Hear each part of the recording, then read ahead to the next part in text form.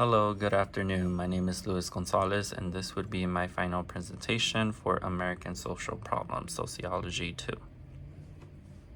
Okay, here we go. So one of the social problems that I see most within the United States, and is very most prominent to me, is a hate crime that I did discuss earlier within this course, and that would be the hate crimes against the LGBTQ community.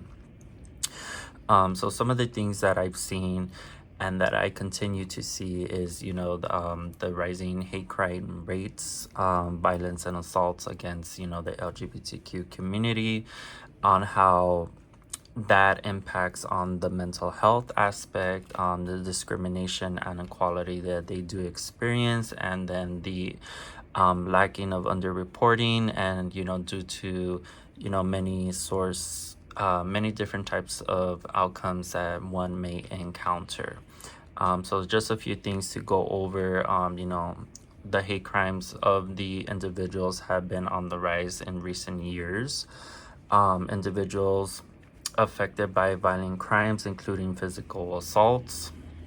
Victims of hate crimes experience several mental health impacts, including higher rates of PTSD, depression, and anxiety.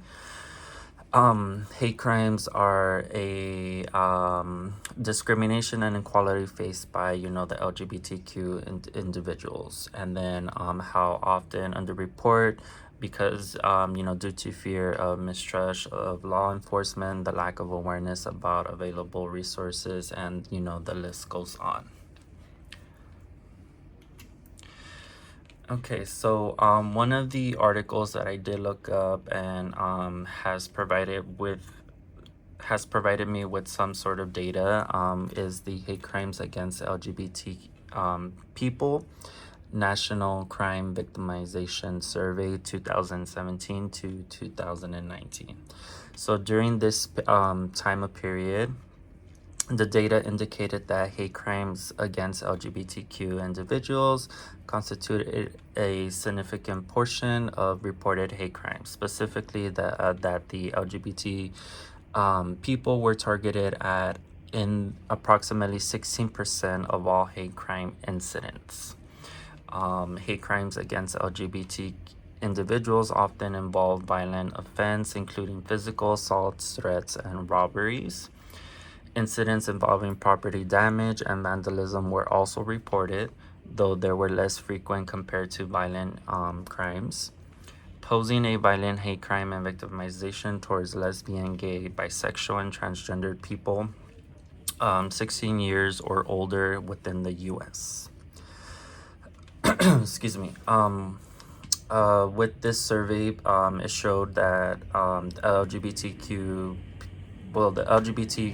people have a higher rate of hate crime victimization than non-LGBT people. Gay and bisexual men experiencing targeting, assaults, or robberies. LGBT people were more likely to be hate crime victims of sexual orientations or gender-biased crime, and less likely to be victims of race or ethnicity-biased crimes compared to the non-LGBT hate crime victims. And then descriptive and analysis showed that LGBT people experience 6.6 violent hate crime victimizations per 1,000 persons, compared with the non-LGBT people of 0.6 per 1,000 persons. Excuse me. Another article that I did read about is the anti-LGBTQ hate and extremist spike during Pride 2023. So there were reports of violent incidents targeting LGBTQ individuals and Pride events. This would include physical attacks, vandalism, and Pride-related symbols and properties, and confrontations between anti-LGBTQ extremists and supporters of LGBTQ rights. Social media platforms saw a surge in anti-LGBTQ hate speech and misinformation during Pride Month. The rise in hate and extremism created a climate of fear among LGBTQ individuals, Pride events, which are meant to be inclusive and celebratory, face disruptions and cancelizations in some areas due to security concerns. The heightened hostility and violence took a physiological toll on LGBTQ individuals and communities, and the constant exposure to hate and extremism contributed to increased stress, anxiety, and trauma. One of the other things that we can't forget is the Pulse nightclub shooting that happened in June 12 of 2016 in Orlando, Florida, which happened to be one of the devastating acts of violence and one of the deadliest mass shootings within U.S. history.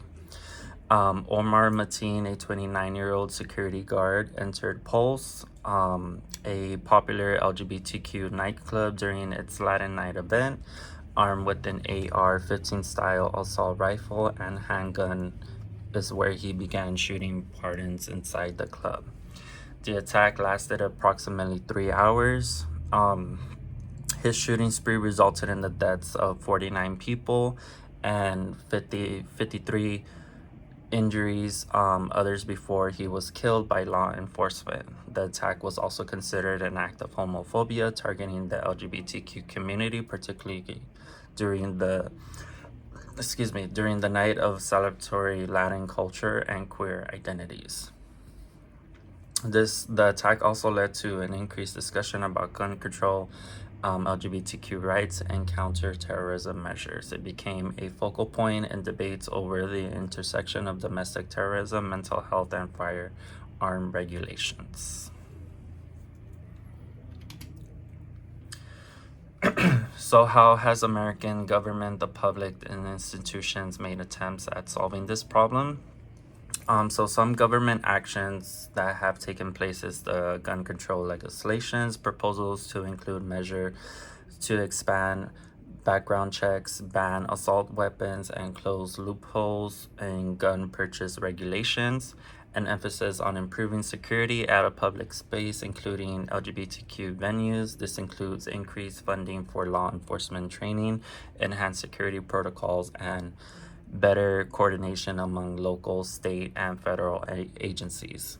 Some public responses, organizations such as the Human Rights Campaign, GLAAD, and National LGBTQ Task Force have been active in advocating for LGBTQ rights and raising awareness against hate crimes.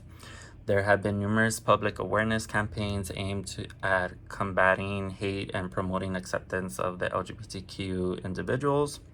Into some institution efforts, many institutions including businesses and educational establishments, have implemented inclusive policies to support LGBTQ employees and students. Efforts have been made to improve law enforcement on handling hate crimes and interacting with LGBTQ individuals. From the data, how can hate crimes against LGBTQ people be solved? Despite these efforts, challenges remain, including political polarization, resistance to gun control measures, and ongoing discrimination against LGBTQ individuals. By addressing these areas, society can work towards significantly reducing hate crimes against LGBTQ individuals.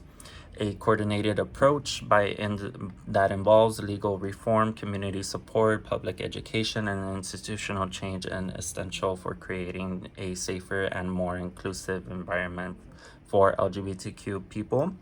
In my opinion, hate crimes against LGBTQ is something that won't go away. And it can get better, but it's something that won't disappear. And then that is my works cited page.